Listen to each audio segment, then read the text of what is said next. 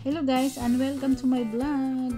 So, good morning guys. So, ito nga na naman ako dito na ako sa labas at ayan na, -3 ngayon. So, kailangan na nating linisin ang ating garden at doon banda, doon natin lalagay ang ating ampalaya. Doon natin siya paggagapangin. So, dito sa area na to, ilalagay natin ang ating pechay at ano pa ba, okra. So, yan, kailangan na nating linisin at bubungkalin. Nabungkal ko na yan siya guys, pero ayan, kailangan pa rin natin linisin. Tapos, meron tayong mga tulips na tinanim last year. So, ngayon tumubo na siya. So, ayan, meron na rin dito sa bandang gilid, tumubo na yung mga tulips.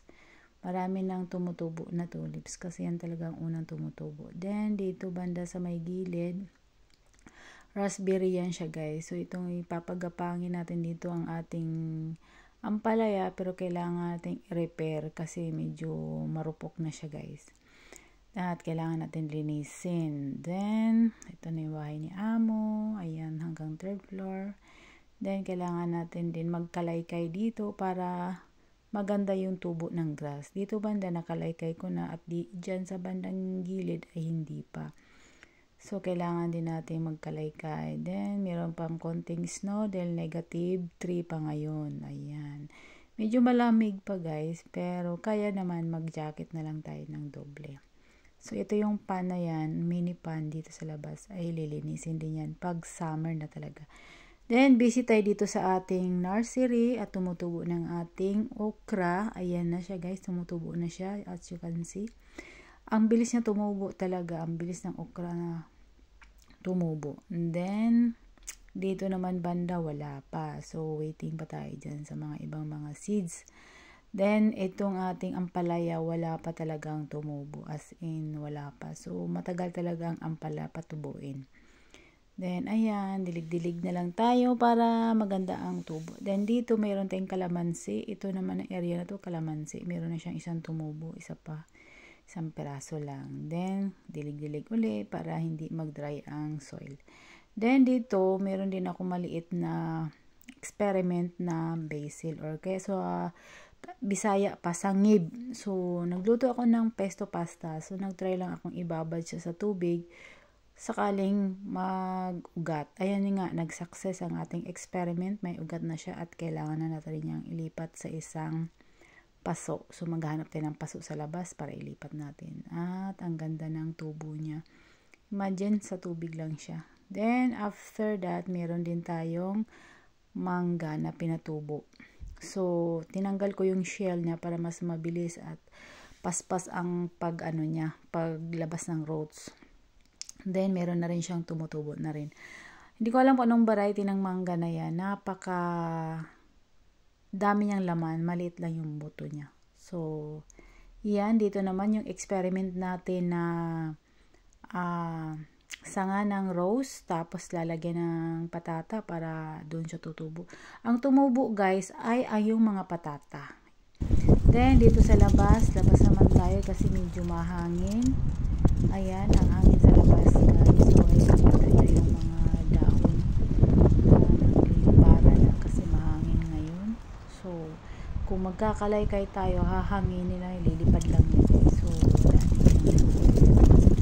mag-stay or maglinis ng garden. Pero hindi tayo pwede magkalaykay din mahangin.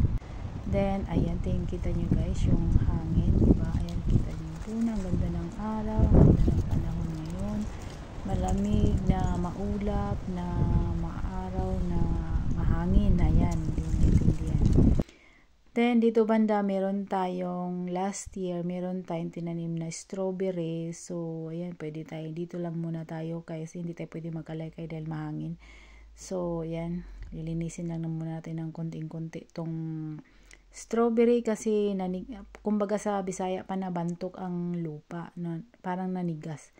So, ano lang natin siya, parang hukay-hukayin lang natin siya tapos tanggalan ng mga tuyong dahon. Ayan, para ma-refresh din ang mga ugat. Ayan, para may bagong tumubo. So, yan lang ang ginagawa ko dito guys pag summertime or spring. Spring pa ngayon, hindi pa naman summer kasi malamig pa. So, yan ang ginagawa ko dito sa labas. Maglinis ng garden, yung mga tanim. Bibisitahin natin yung tanim araw-araw. And then, after that, mayroong rainbow. Ayan, di ba guys? May rainbow sa labas. Ayan, alam nga naman sa loob. Siyempre, nasa labas ang rainbow, di ba? So, meron siguro dito banda kasi sa amin, merong lake. So, malayo yung lake. Pero, sabi nila, pag meron daw lake, may possible na may rainbow. So, ayan, maganda nga. Nawala na yung ulap, guys. So, pumalit yung rainbow. Ganun ang weather dito. Then, syempre, nagutom tayo sa labas. Ayan, kumain tayo ng mangga. Yan yung mangga, guys, na tinanim ko. Yan yun. Pero, hindi yan siya. Meron talaga akong manggang stock. Ang mahal ang kilo niyan dito, guys. Yung isang peraso na yan, 250 rubles. So, nasa $3. Parang ganun. Nasa $3 siya. $2 may higit. Basta mga ganun. So, ang mahal-mahal niyang mangga dito, guys. Hindi ko alam kung anong variety yan. Pero, napakanipis ng balat. Napakanipis ng buto. Pero, hindi siya matamis. Hindi rin siya tama lang. Ayan. So, yung basil natin, binisit natin uli. Kinabukasan. Yan na yan siya, guys. Gusto ko na siyang ilipat. Pero sabi ko, tatapusin natin yung, yung ugat niya. Padamihin natin yung ugat niya at saka yung bulaklak niya. Baka ma-stress. So, dyan lang muna siguro siya. Then, ayan, ito yung rose nung February pa to, binabad ko sa tubig dahil gusto ko experiment na naman, dahil gusto ko paugatin. So, sana all may ugat. Tapos, alam mo yung kakababad ko siya February, March, April. Meron siyang tumutubo, guys. Ayan, nakita nyo yan. Meron siyang tumutubo na mga, yung sa mga bawat niya, line, hindi ko tawag dyan, yan, yung mga ganyan. Meron siyang tumutubo na parang patubo na, hindi ko alam kung bulaklak yan or dahon. So, ang ginawa ko, sabi ko, sige, experiment na naman tayo nito. Tanggalin ko yung mga dahon at yung mga bulaklak kasi na-dry na siya. Then, ibababad ko ulit siya sa tubig. So, tingnan natin after few months kung lalabas yung ugat niya or lalabas yung branches niya na bago or mamulaklak. Ayan. Kita nyo guys, ang galing. So, wala naman kasing magawa dito. Nag-experiment lang naman. Ang ganda ng bulaklak nito guys. Puti na malalaki. So, ayan. Then, siyempre napagod tayo, no? Ay di, magmerienda muna tayo ng ginawa kong buko pandan. So, galing pa ng Pilipinas yan guys. Yung buko pandan galing pa ng Pinas. Then, naisip ko, dahil, syempre, malamig na mainit ang panahon, di gagawa tayo ng buko pandan. So, yung buko pandan dito guys, galing pa ng Pinas. At wala ditong nabibili sa Russia. So, nandito ako ngayon sa Russia, sa Moscow. Kung siguro kilala niya naman yung bansa dito, napakahigpit. So, then, kinabukasan guys, meron ako nakitang mask. Saan na naman kaya ito gamitin? Papasok ako sa part-time ko. Kasi, then, nakita ko to. busy siya ngayon sa kanyang mga gagamitin to ni Amo. gawaing bahay.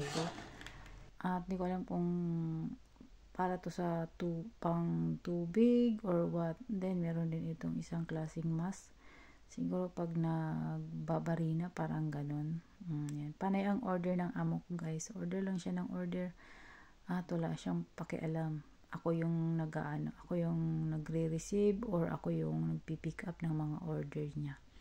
Yan lang halos ko yung trabaho ko dito. Naglilinis, tapos magpi-pick up ng order. Then, syempre, mag-almusal tayo bago lumabas at bago mag-part-time. So, nagluto ako ng mais na bigas, then lagang itlog, okay na yan.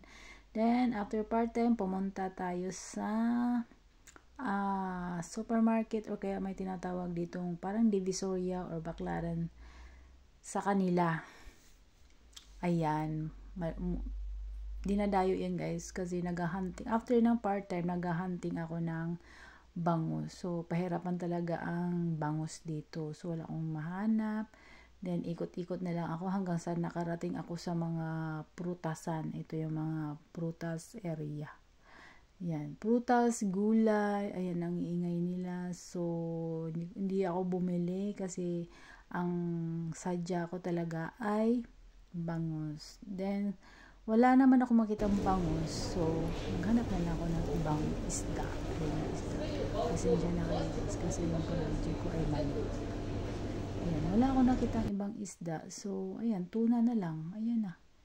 Then, pauwi na tayo. And then, naluto na, gutom na, galing sa part-time. Ayan, kain na tayo guys. Nagsalad ako din, kain na tayo. That's it. This is Miss Cynthia Estate, Jezero in Moscow, Russia. Bye. Thank you for watching guys.